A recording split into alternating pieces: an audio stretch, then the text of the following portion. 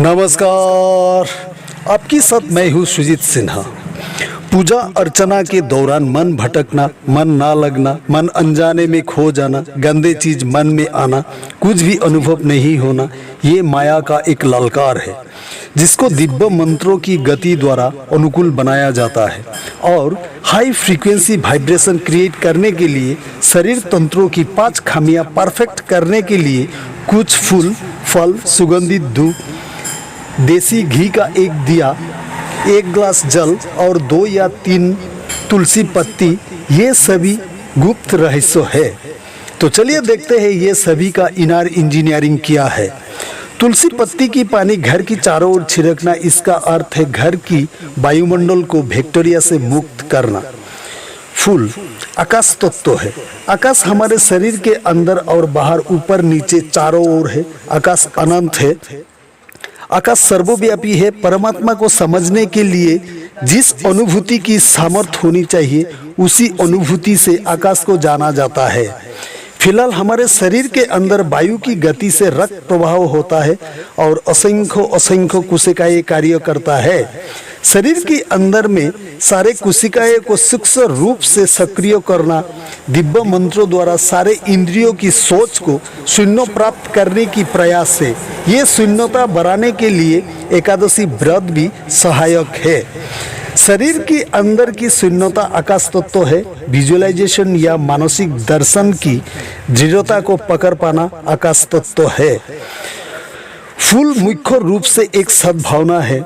शरीर के अंदर मांस, हड्डियां, संवेदनशील नाड़ियां में 114 चक्रों का मुख्य तो 7 चक्रों फूल की पंखुड़ियां जैसा है। सुगंधित फूल मूलाधार, स्वादिष्ठान, मणिपुरा, अनाहत, विशुद्धि, आज्ञा चक्रों, सहस्रार चक्रों को आदर्श तरीके से प्रभावित करते हैं। सुगंधित धूप वायु तत्व है। धूप की धुआं से घर की वातावरण को विशुद्ध करते हैं। संवेदनशील नाड़ी तंत्र और मनुष्यों की चेतना सांस प्रक्रिया से जुड़ी हुई है। विशुद्ध वायु नसारंध्रों के माध्यम से शरीर की बैलेंस के लिए प्राण वायु, बेन वायु, उदान वायु, अपान वायु और समान वायु, ये 5 प्रकार की वायु मजबूत होते हैं और प्राण को प्राणवंत बनाते हैं। दिया अग्नि तत्व है।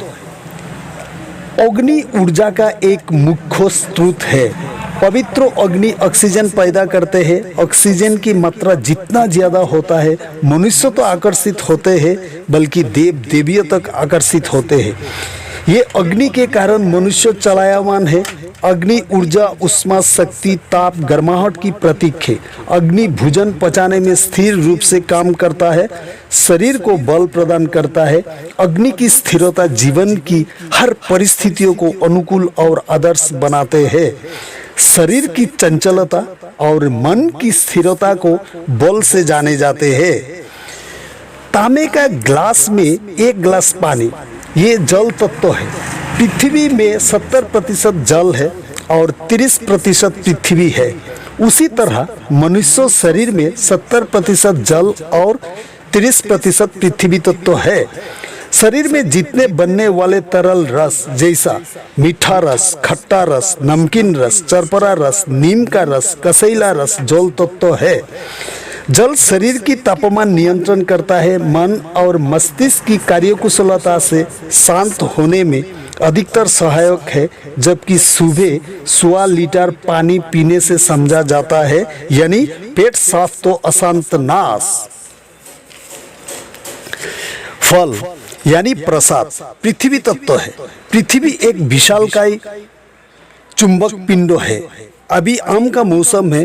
अब आम जब पेड़ से जमीन के तरफ आते हैं, उसी को गुरुत्वाकर्षण कहते हैं। मानव शरीर पृथ्वी तत्व है, तो मानव शरीर में भी आकर्षण पिंड है। वो होता है अपना मुंह। ये मुंह से आकर्षक व्यक्तित्व की शुरुआत। किसी भी काम करने से पहले और अंत में भगवान को आभार व्यक्त करना। शरीर की चक्रों को बैलेंस से सहायता मिलती है। भोजन करते हुए भगवान को निवेदन करने से परोसा भोजन भी प्रसाद हो जाता है, लेकिन शाकाहारी हो। प्रसाद की दूसरा पहलू है परिमित भोजन। जैसा खाए अन्न वैसा हुए मन। शाकाहारी होना सूक्ष्म मन, बुद्धि अहंकार में लचीलापन आते हैं, मन प्रबंधन निखार होते हैं। लचीलापन का अर्थ है सज्जन।